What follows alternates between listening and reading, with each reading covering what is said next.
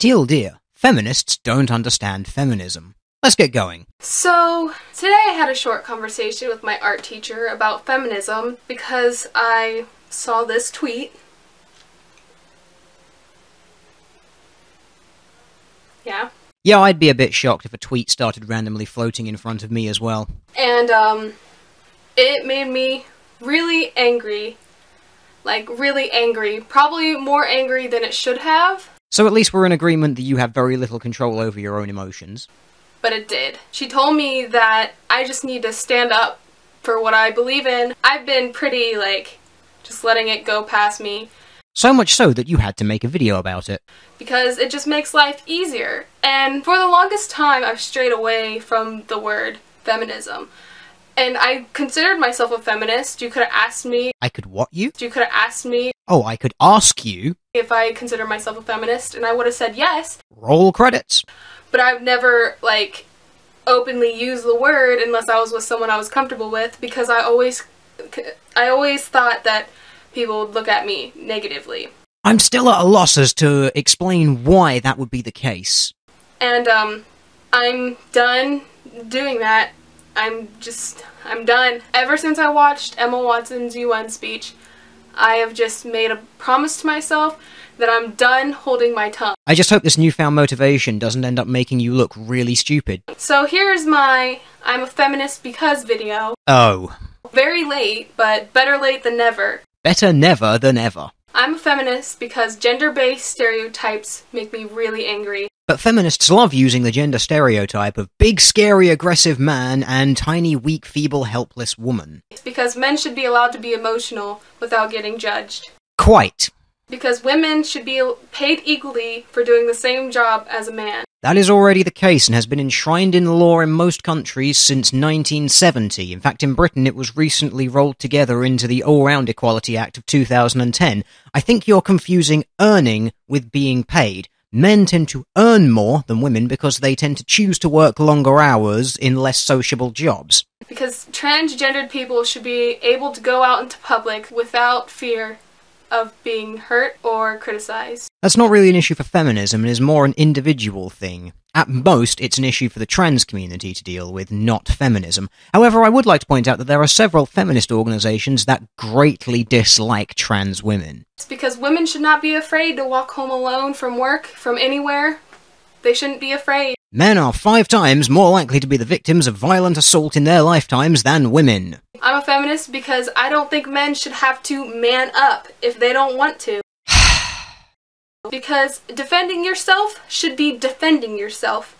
And hitting someone for no reason should be hitting someone for no reason. It's not good to hit people unless you're defending yourself. That's really more of an egalitarian statement than a feminist one, considering feminists are the people who have got women's only domestic violence shelters and have managed to push through the law, the Violence Against Women Act, and are trying to get the term femicide legally recognised in the court system. I'm a feminist because fathers should have the same opportunities as the mothers in custody battles.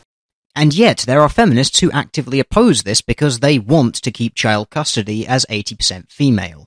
Because young girls shouldn't be afraid of having their shoulders or thighs shown in fear of getting in trouble or being sexualized or something ridiculous, considering they're only thighs and shoulders. No one, male or female, has ever got in trouble for exposing a thigh or a shoulder in public. And I don't think feminism is going to override the human instinct of attractive people wearing very little clothing are going to be looked at. Because victim shaming is disgusting. Because it should never happen. You don't blame someone for being hurt. If someone were hurt in 9/11, you don't blame them saying that they shouldn't have been in the building. No, that's not how it works. This is not how that works. No, but I do expect people to take personal responsibility for their own well-being, and while we're throwing 9/11 in as an example here, you are aware that the architects of those buildings, and other buildings like it, do take massive amounts of precaution when it comes to ensuring the structural integrity of those buildings against things like plane impacts and bomb strikes. They take it upon themselves to protect other people. And in certain circumstances, blaming a victim is completely legit. For example, why was your house burgled? Oh, I left the front door open with a sign saying free stuff on my front garden. Well, guess what? That's your own bloody fault then, isn't it? I'm a feminist feminist because rape isn't as bad of a thing as having drugs in your possession. Literally, a drug that chills you out is more terrible than taking away a girl's... I'm sure there was an end to that sentence somewhere, and while we're at it, please don't try and make your blatant support of marijuana sound like it's worse than rape. Also, let's not forget the phrase that what can be asserted without evidence can be dismissed without evidence. However, just for fun, because I enjoy it, let's use some evidence. Now, these figures are pulled off the Crown Prosecution Service website. They will be different in other countries, but I'm just using them to prove a point here. So you'll notice that cannabis, you can receive up to 5 years imprisonment and an unlimited fine. However, there is a caveat further down stating that you can be issued with an on-the-spot £90 penalty and a formal warning for possession without taking it any further. As you can see, the harshest sentence for marijuana is possession with the intent to supply, which carries a 14-year prison sentence and an unlimited fine. Now, if we flick on over to the section for prosecution regarding rape, you can see that the absolute minimum sentence you can expect to receive if you're convicted of rape is 4 years.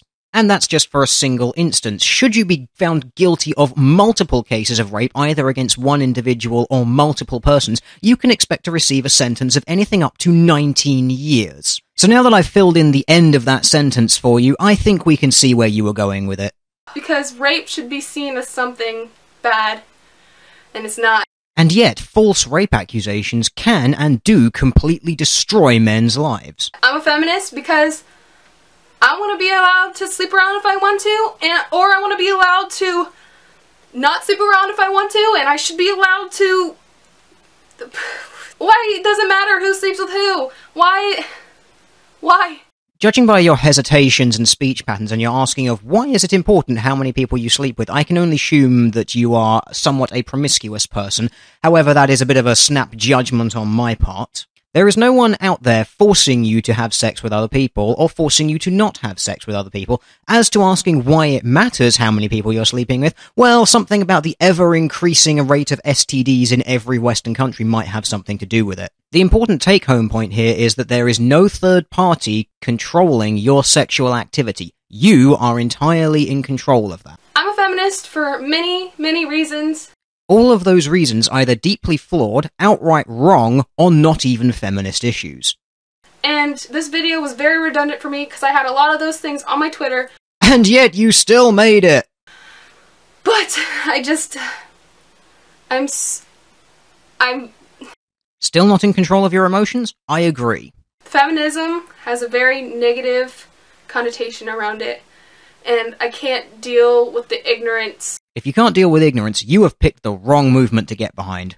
It's not about women's rights. It's not about men's rights. It's not about transgendered people's rights. It's about everyone's rights. If you don't want to call it feminism, you can call it humanism. Or egalitarianism. But either way, they're the same thing.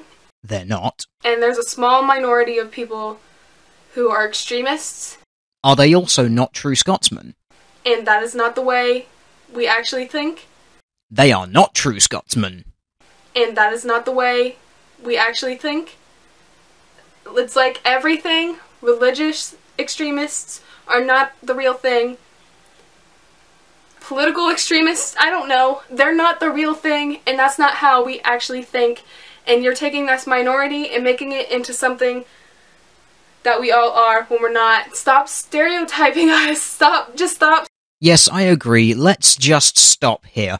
Until feminism has actually formed itself into the orthodox religion that it is, whereby everyone actually reads from the same scripture, then this is not going to go anywhere, is it?